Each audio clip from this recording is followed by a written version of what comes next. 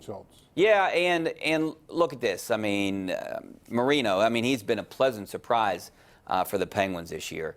And he filled in admirably while Justin Schultz has been on the shelf. Justin Schultz back. I think there's still a really good defense without Marino, but Marino is a guy that they want. This is a future of this team right now, and you would think that, you know, if it is a long-term injury, I don't even know what an injury like this would be. Yeah, I mean, again, have you seen anything? Even if no, I haven't seen anything. I would imagine he could wear a face, have surgery or whatever, maybe a month.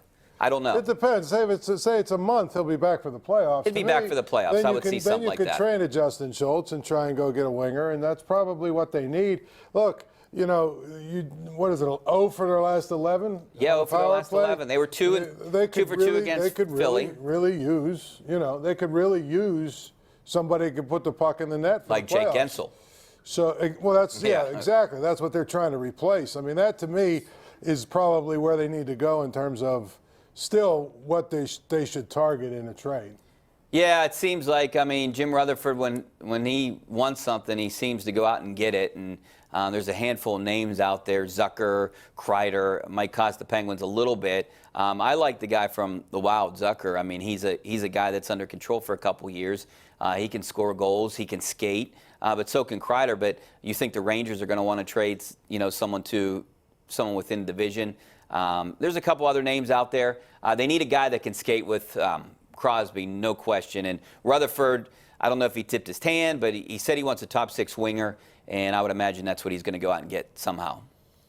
Yeah, I mean, I think that's what they need. Yeah. That's what he wants. Yeah, I mean, you're right. It would only make sense for them to go do that. I don't think there's any mystery in that at all. All right, so we'll switch the subjects a little bit, you know, because I'll have Bucko Fever next week at this time. I'll be in Bradenton reporting on the Pirates. Live report starting Wednesday, in case you want to know, Paul, and want to tune in. Jason Mackey will be down there for you guys.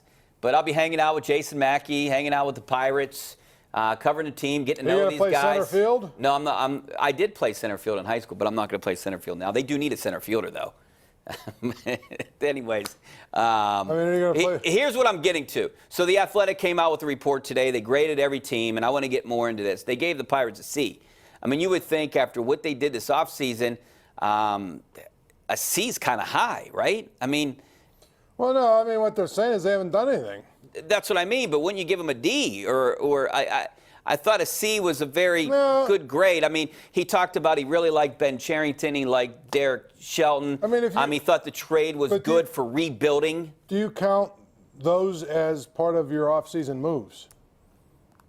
If you're counting the offseason, yes, that's what he wrote in there. Saying. So I mean, so those were good moves, right? Luke Maley is their big move. But I'm saying, but their move started with a new president who we all think was a good hire, a new general manager who we all think was a good hire, and a new manager who we all think was a good hire. So you add that on one side on the positives, and then you add all the stuff that they did, trading Marte for a couple of teenagers, Luke Maley, John Paul Ryan, or whatever the hell his name is, you know, those guys. Yeah. And now they're going to make another mistake, and they're going to go get somebody like Billy Hamilton, and they're going to pay him $400 million to play center field. Why? But we'll talk about that later.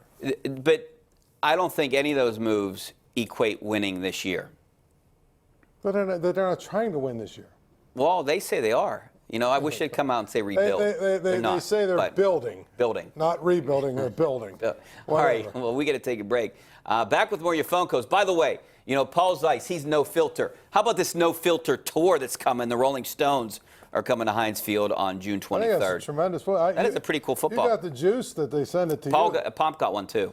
Yeah, of course. Pomp got one, too. I didn't get one. I'm in the media. Who sends those out? Why didn't I get one?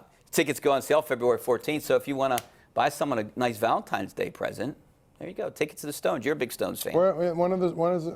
June 23rd. Okay. All right, we got to go to break. Back in a couple minutes.